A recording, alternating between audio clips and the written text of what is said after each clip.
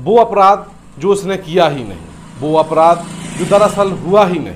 तारीख पे तारीख, तारीख पे तारीख, तारीख पे तारीख। मशहूर हिंदी फिल्म दामिनी में सन्नी देओल का यह डायलॉग तो आपने सुना होगा, लेकिन असल जिंदगी के हीरो विष्णु तिवारी, जिन्होंने इस डायलॉग को बहुत ही करीब से जाना व महसूस किया है। निर्दोष होते हुए भी विष्णु तिवारी को अपने 20 वर्ष जेल में बिताने पड़े, यानी अपनी जिंदगी के वो अहम 7300 दिन इनने निर्दोष ही जेल में व्यतीत कर दिए।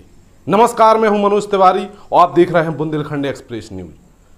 ललितपुर उत्तर प्रदेश के सिलावन गांव के विष्णु तिवारी की यह दर्द भरी कहानी, आइए सुनते हैं उन्हीं की जुबानी। उसकी जिंदगी के पूरे 20 साल निकल गए जेल की काल कोठरी। जब ये साबित हुआ कि वो निर्दोष है, अदालत ने माना कि उसे गलत आरोप में जेल में डाल दिया गया। तब तक उसकी दुनिया पूरी तरह बदल चुकी थी, परिवार बिखर चुका था। विष्णु तिवारी पर 16 सितंबर 2000 को रेप का आरोप लगा था और अदालत से निर्दोष साबित होने के बाद 28 फरवरी 2021 को जब विष्णु तिवारी अपने घर पहुंचा, तब तक सब कुछ बदल चुका था। परिवार के बचे हुए सदस्यों से मिलकर विष्णु तिवारी की आंखें भर आईं, जो नजरें उन्हें तलाश किए जा रही थीं, जो इन 20 सालों में विष्णु का इंतजार करते करते दुनिया छोड़ गए। विष्णु जी नमस्कार। नमस्कार जी भाई साहब, नमस्कार साहब। आप बताएं विष्णु जी, क्या हुआ था आपके साथ? आप कैसे जेल गए, किस मामले में जेल गए? हमारे साथ ये हुआ था, हम गाय चरा रहे थे, तो गायों जैसा मतलब ज़मीन का विवाद, गायों पर का विवाद था, जो गाय पड़ गई तो मतलब उस पर सुनी भाई गाली गलौज थोड़ी सी भाई। उन लोगों ने मानने की कोशिश भी हमको करी, लेकिन वहाँ से हम मतलब वहाँ से भाग निकले। फिर उन्होंने ये सोचा कि शायद ये दबाव में मतलब आ गए, मतलब वो कि ये सोचे कि मतलब क्या अब हमने इन लोगों को गाली दी, इन्हें मतलब वो करा, मारने की कोशिश करी, तो अब ये हमें मरी मारेंगे या कुछ करेंगे। तो उन लोगों ने गांव में कुछ थे जो कुछ लोग वाग जो थोड़े से विरोधी पार्टी से रहे, थोड़े से विरोध करें, अंदरूना जो खुल के नहीं आए, तो उन लोगों से सलाह लेके उनने कहा इसको केस लगवाओ, इसको 376 और एक्सट्री एक्ट के तहत 504 और इस तरीके से धारा बनवा के मतलब इसको केस लगवाओ 376, तो ये लंबी सजा जाएगा और तुम्हें इसमें पैसा मिलेगा हरिजन एक्ट में। तो उनने हरिजन एक्ट और 376 मतलब मुकदमा लिखवा दिया। 3 दिन बाद उनकी FIR लिखी गई। दारू बारू आपको जेल में मतलब किस प्रकार की यातनाएं जेल में? जेल में तो भाई साहब बहुत ज़्यादा कई प्रकार की यातनाएं थी, मतलब इस तरीके की कि जेल जाना और फिर वहाँ बहुत मात्राओं में बंदी कैदी थे, तो उनसे मतलब ज़्यादा थोड़ा होता रहता था। और वहाँ का जो कानून प्रशासन था वो भी ऐसे ही था, मतलब जेल तो जेल ही होती है, अधिकारी सब अपने उसमें रह करते हैं, टाइट पन्ना रखते हैं, तो मशक्क़त करने पड़ी भाई साहब। हमको बजा के भंडारे में काम करने पड़ा, 3000 रोटियाँ बेलते थे, तो उसमें काम चलता था। 10 रुपया दिन पहले मिलते थे, बहुत दिन पहले, फिर अभी 2 साल से मतलब 40 रुपया भी हो गए। तो इस तरीके से और 15% उनको वो हमारा जो मशक्क़त में कटता था वो उनको पार्टी को जिसको कहाँ कटता था, किसे जाता था, वो हमें पता नहीं, उसका कोई पता नहीं। तो वो कूपन चलते थे, कूपन लेते रहते थे अपना, उसमें ही अपना खर्चा। कैंटीन थी तो कुछ कैंटीन पे महंगा सामान सब मिलता ही है, जैसे कि अगर यहाँ 10-5 रुपया किलो आलू बिक रहे तो वहाँ 50 के बिकेंगे, पूरा उनका फिक्स रेट था। इस तरीके से वहाँ तब हमने आप देते रहे, मिर्च वेज, कभी आलू, कभी सब्जी, मतलब कभी बना ली, भंडारे में अपना काम करते वहीं बनाते खाते रहते थे। इस तरीके से अपना जीवन व्यतीत करा। हज़ारों आदमी भाई साहब हमारे सामने मर गए अटैक से जेल में। हाँ, 1000 आदमी, 1000 आदमी मर गया कम से कम अटैक से। इतना मतलब नहीं झेल पाए वो सदमा, लेकिन हम ईश्वर से प्रार्थना माता रानी से करते रहे कि ईश्वर हमें कभी तो हमें ऐसा दिन आएगा। निर्दोष थे हम, तो हम इसलिए काटते रहे सज़ा, मतलब काटते रहे, ईश्वर से यही प्रार्थना करते रहे कि कभी तो हम जाएंगे घर पे और कभी हम समाज को और अपने गांव वालों को ये दिखा पाएंगे कि हम झूठे हैं, तो हम बरी होके आए ईश्वर की कृपा से बस। और केसों में तो जो होता, वकीलों ने सब पैसा खाया, फिर भी कोई थी नहीं, कोई इस मामले में जानता नहीं था घर वाले के मतलब केस कैसे होते हैं, कैसे चलते हैं, क्या करने पड़ता है, कहाँ से क्या होता है। दोष पाए गए और निर्दोष हैं, और उसमें जजमेंट में भी निर्दोष मतलब हो गए। और जज साहब ने जो भी मतलब फैसला लिया है जज साहब ने, उनने भी कहा है कि इस पर क्लेम भी कर सकते हो और ये बिल्कुल कुछ नहीं है इसमें केस में कुछ भी। मतलब अब सरकार से तो हम यही कहना चाहते भाई साहब कि सरकार तो सब कुछ कर सकती है। सरकार चाहे तो भरपाई कर सकती है। हमारी तो पूरी ज़मीन और मकान सब गिर गए, भैंसें, गाय, इंजन विंजन, बैलगाड़ी सब 8 एकड़ ज़मीन बिक गई। हम पे तो ना ज़मीन है ना रहने को मकान है। इसी केस के दौरान आपकी ज़मीन? हाँ बिल्कुल, सब कुछ इसी में ही तबाह हो गया, सब कुछ बर्बाद हो गया, ख़त्म हो गए। जब हमें पता चला 17 में, पिताजी का तो पता चल गया था कि अरे एक दोस्त थे वो राजेश चतुर्वेदी, तो उनने लेटर डाल दिया था तो पता चल गया था। 13 में 9 में फालिश मार गई थी हमारे पिताजी को, 13 में अटैक पड़ा, फिर ख़त्म हो गए। तो इस दौरान आपको पैरोल मिला या कोशिश नहीं की गई? भाई साहब कोई पैरोल कुछ नहीं मिली। खूब कोशिश मतलब करी घर वालों ने, लेकिन उनको इतना अनुभव पता नहीं था, कुछ जानकारी कानून से जानते नहीं थे, अनजान थे कानून से कि कानून किस कहाँ कैसा क्या होता है। तो पैरोल कुछ नहीं मिली ना। हमें वहाँ से फ़ोन करने की इजाज़त मिली घर पे, कुछ बाद में पीछो लग गया। तो वहाँ हमारे परिवार में 3 भाई रह गए हैं, जो एक मंझले भाई हैं, तीसरे नंबर का भाई का मतलब ख़त्म हो गया, तीसरे नंबर का एक, और एक बड़े सबसे बड़े ख़त्म हो गए।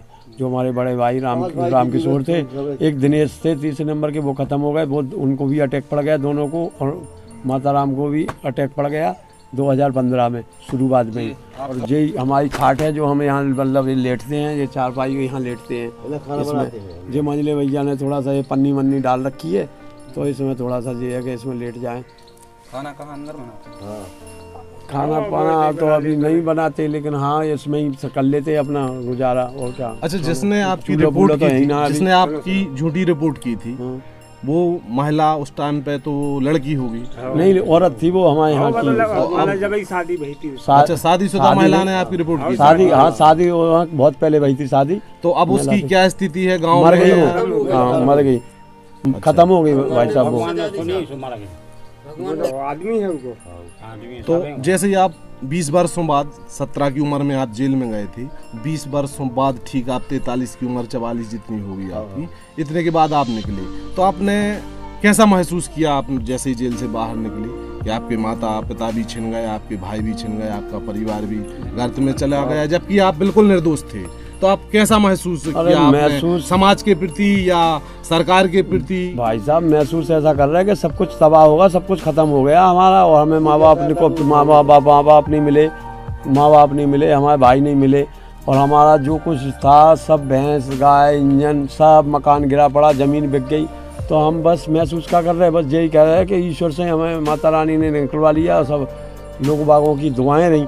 अब तो हम ईश्वर से यही कर रहे हैं कि सरकार हमें मदद करते है तो हम अपनी रोजी रोटी करने लायक, खाने लायक हो जाएंगे। और नहीं, आंखों से थोड़ा सा दिखता नहीं है, शरीर से बेकार हो गए 20 साल में। और अब तो ऐसा होता है कि अब समाज को भी दिखा दिया और सब कुछ बेगुनाह साबित हमने दिखा दिया। 4 दीवारी में अगर मर जाते तो वहीं मतलब वहीं दफन हो जाता, कोई किसी को नहीं पता चलता, ना आप आते ना कोई आता, तो नामी निशान हो सकता था हमारी लाश यहाँ आती या नहीं आती।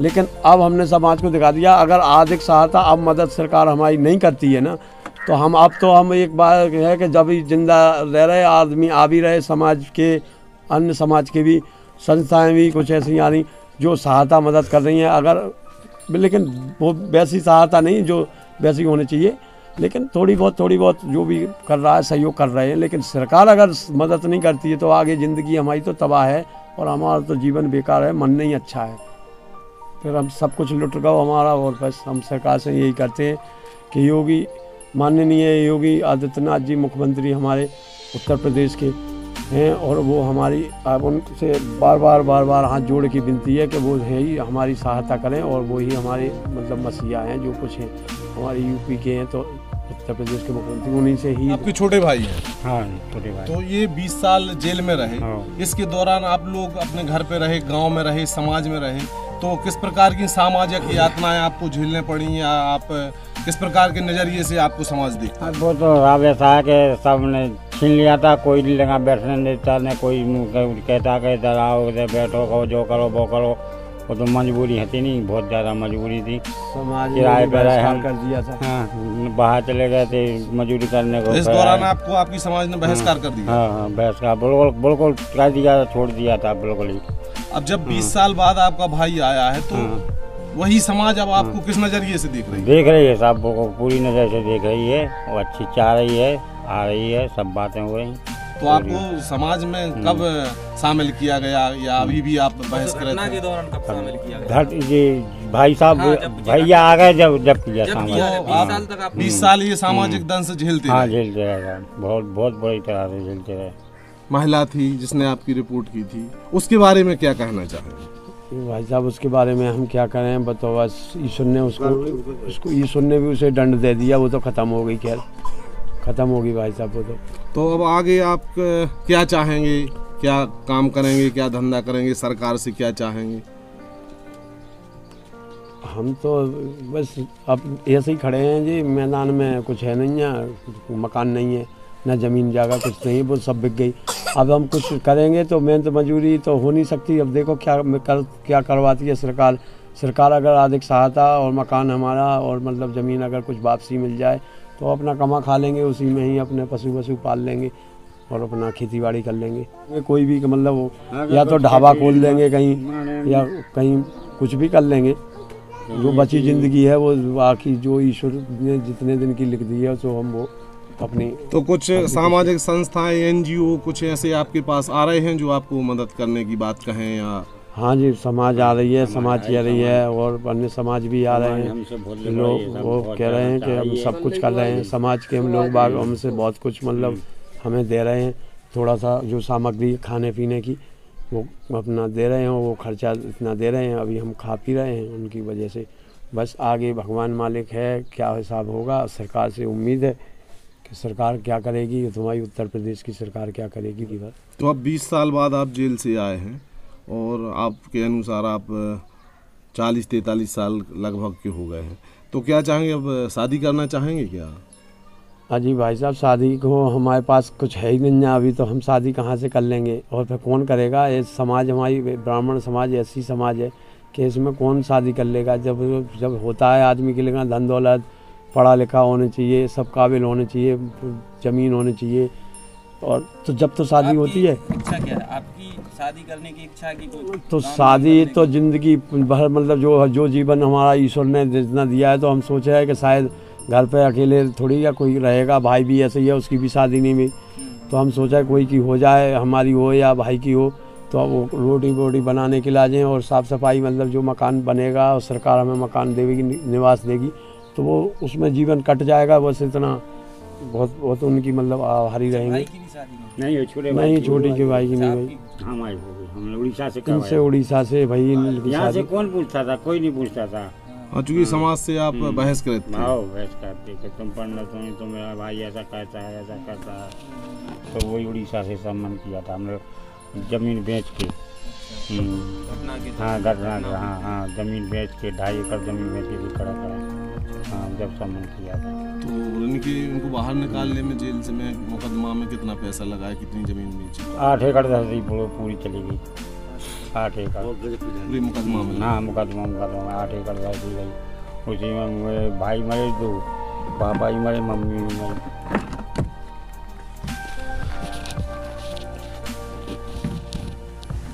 तो ये थे उत्तर प्रदेश के ललितपुर जिला के सिलावन गांव के विष्णु तिवारी, जिन्होंने 20 वर्ष निर्दोष होते हुए भी जेल में व्यतीत किए।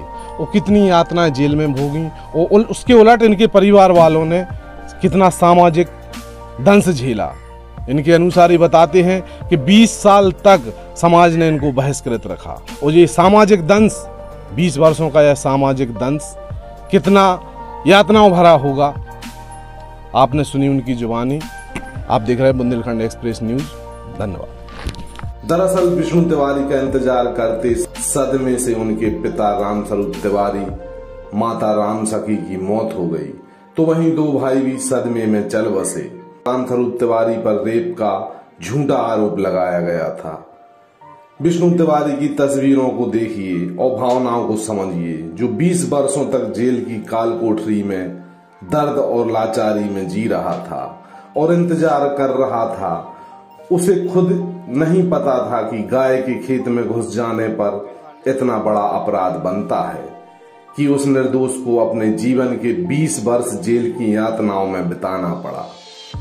इस दौरान विष्णु तिवारी के पिता और भाइयों को केस लड़ते लड़ते पुश्तैनी जमीन बेचनी पड़ी। असहाय गरीब लाचार यह परिवार अब सिर्फ मजदूरी के भरोसे पर है। वहीं विष्णु तिवारी के जेल के दौरान गांव सलावन में इनके परिवार को 20 वर्षों तक सामाजिक दंश झेलना पड़ा। समाज से बहिष्कृत इस परिवार ने ना जाने कितने दर्द सहे होंगे। हालांकि 20 वर्षों बाद विष्णु तिवारी के निर्दोष साबित होने के बाद अब वही समाज विष्णु के साथ खड़ी है। वहीं झूठा आरोप लगाने वाली महिला जिसकी झूठी रिपोर्ट पर विष्णु तिवारी को जेल हुई थी, उनकी भी मृत्यु हो चुकी है। गांव वाले बताते हैं कि उसकी मृत्यु भी बड़ी दुखद हुई, यानी भगवान ने भी उस महिला को सजा दे दी। उसको साले कीड़ा पड़ने चालू हुए, तो 2-4 साल डरी तो उनकी वहाँ दुआ लगी, तो वो डरी खुद मर गई। जिसने रिपोर्ट की थी, हाँ, भाई जिसने 76 के बारे में वो एक्सपायर हो गई है। तो क्या उसके घर वाले देखो तो बर्बाद हो गए इनकी दुआ से। इनकी दुआ इतनी खतरनाक लगी तो वे लोग क्या है कि सुख में फिर कुछ नहीं रह पाए, जैसे सिस्टम हो गया। भगवान ने उनको इतनी सजा दी वे लोग अभी भी कचरा हो गया।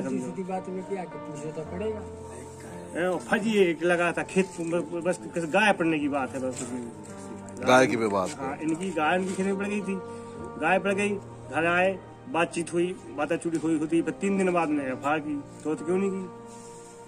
रात को पकड़ा के मारा है, कुछ नहीं हुआ। बुंदेलखंड एक्सप्रेस न्यूज की ब्यूरो रिपोर्ट।